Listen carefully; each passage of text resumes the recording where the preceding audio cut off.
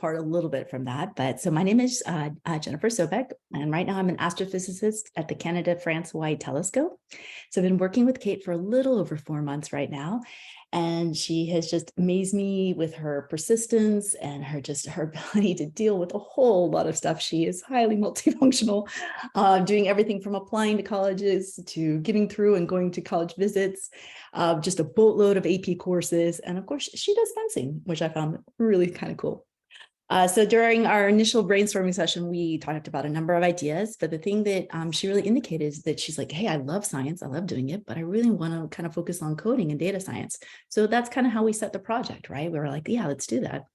And so I had this SDSS data set. I mean, it's a treasure trove, as hopefully you guys will find out.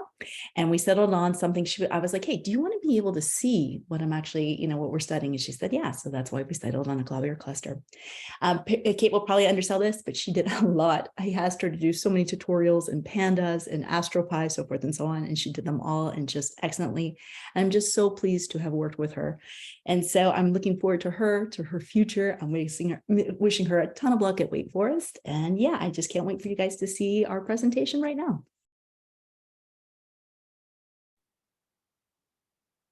Next, I suppose. All right, so Dr. Jen did a very good introduction on herself, but just to give some quick fun facts and hobbies that I found very, very cool. She speaks fluent French, and that is something I very much wish I could do. She is also the mother of 2 boys and enjoys reading and hiking. So next, please. So, pardon me, just to jump in really quickly, I had never done coding before I started working with Dr. Jen. I took my first AP computer science class this year, but going in had very limited experience. So a lot of tutorials, a lot of crying, and a lot of, a lot of 2 a.m. excitement when I ended up figuring out what was going wrong with a single file and being able to produce what you can see on the screen along with some other stuff. So this was my first introduction before we jumped into the big stuff. So next slide, please. So for my project, like Dr. Jen said, we were looking at 2 aspects, science and coding. With science, we use the SDSS kind of data to pull from the globular cluster M13, which I will explain in just a minute. We used spectra, specifically with near infrared, in order to look through quote unquote space dust. And like I mentioned, we focused on globular clusters. And then with coding, we wanted to write a code that was able to read files from the SDSS and extract, information from that, including chemistry and physics. So next slide, please. So M13 is a globular cluster. It consists of millions of stars. It's about 22,000 light years away. And this was an image from NASA. Next slide, please. So to start off, Dr. Jen and I looked at M13's position in terms of declination and right ascension. The data that you see in the top right corner for y'all is the raw data that was pulled after doing an in-depth cleaning, and then we created a scatter plot graph. M13 is the cluster that is more towards the center, but this did not give us everything that we wanted as it is solely positioned. So we decided to look at distance, which is on the next slide, please. So in order to determine distance, we decided to do an H magnitude band. To explain it very quickly, the closer to the color blue, or the higher H band magnitude, the farther the distance between Earth and M13. And then vice versa, the closer to 7, the closer it is to Earth / more visible to the human eye. So as you can see, M13 is the blue clump in the middle. It's fairly far from Earth, and that did give us the information that we wanted in terms of distance. Its surroundings are significantly closer, but we were focusing on M13, so we decided to clean it up even farther. Next slide, please. So as you can see, the peak between 12 and 13, that is in fact M13. It has a very, very high H magnitude, and yes, next slide, please. So we decided to look into the chemistry of the stars, which is what we originally wanted to do. We did not have time during my first presentation, but we managed to do it over Monday and Tuesday. So I finally do have the information that we were looking forward to. Basically, we created a pure M13 sample. It consists of 92 stars. And then using AstroPy, we converted the AstroPy table to a pandas data frame, produced plots with Plotly, which is similar to what Shirley mentioned, a program that you pull in to Jupyter Notebook. And then we created a interactive drop-down menu visualization using different elements that were found in the stars. So the graph on the right is M13. Its velocity is relative to our sun, hence why the negative numbers. And the star count is consistent throughout all of these of 92. So next slide, please. So this is iron and hydrogen in comparison to our star. As you can see, around 35 stars consist about -1.5. It's all less than our star since it is less than 0, but still very useful information. Oh, I do want to mention, we were looking for elements of life when we were going into this, including like oxygen, hydrogen, carbon, all of that, to see if there's any possible elements or any possible living life outside of our system. So that is where we looked at iron and hydrogen. Next slide, please. Then we looked at magnesium to iron in our star cluster.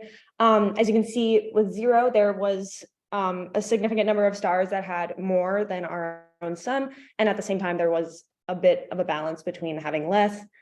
Next slide, please.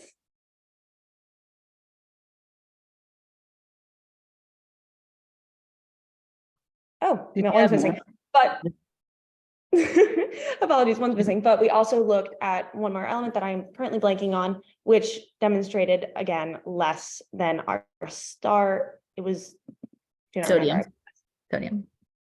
Yes, and it was significantly less than our star, but still very cool to look at. So in comparison to everything, our sun it's more abundant, but still very, very interesting to look at.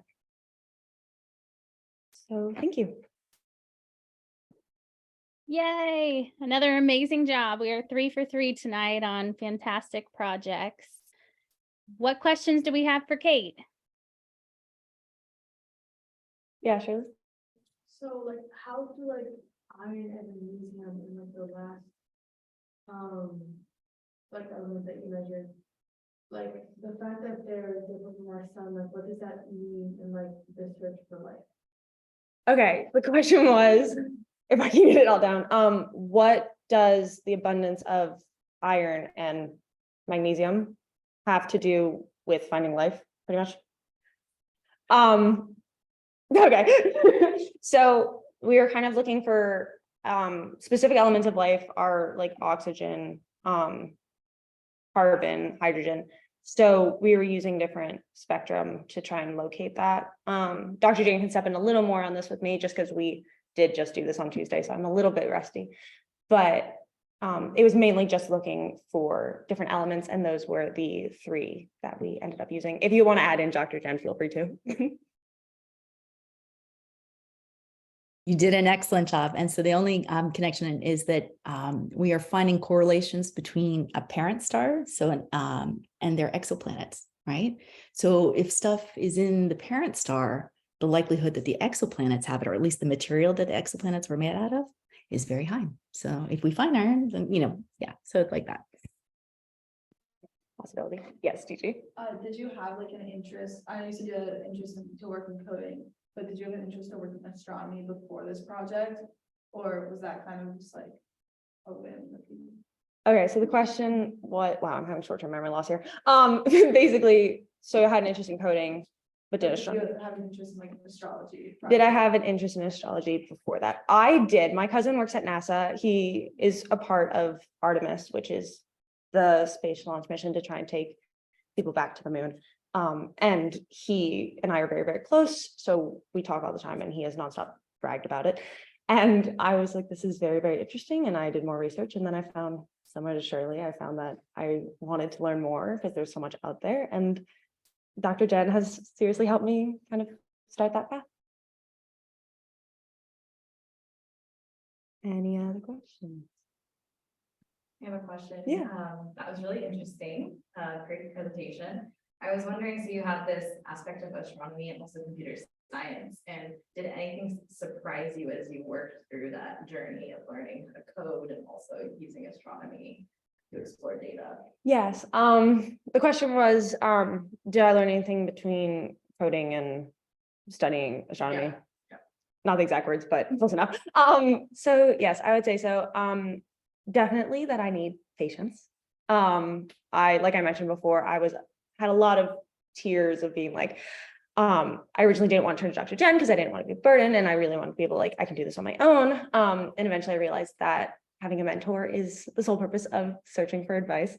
So definitely realizing that I have resources that I need. I also found that it was really fun once I managed to get stuff working, and that just made me want to work even harder. So it definitely required some mistakes and some errors, but I'm very, very happy that I have continued where I'm going. I have a question, and this is Ira. So you described a real journey with your mentor. So you did something and then you went to the next question. So every time you got some result, there must have been many questions that come up. How did you pick that path to continue? I'm sure, I mean, so I'll let you answer, but I have an idea of how that might have happened, but if you can explain. Yeah, so how we chose the specific path we did. Mhm. A lot of that I credit to Dr. Jen. I didn't know a ton going into this, and she was an incredible guide, and she very much let me choose what we wanted to do, but she gave me options of like, hey, we can look at this or we can look at that. And so it was kind of whatever I thought sounded coolest, and we just ran with it. That was an amazing journey and you learned so much. Congratulations. Thank you.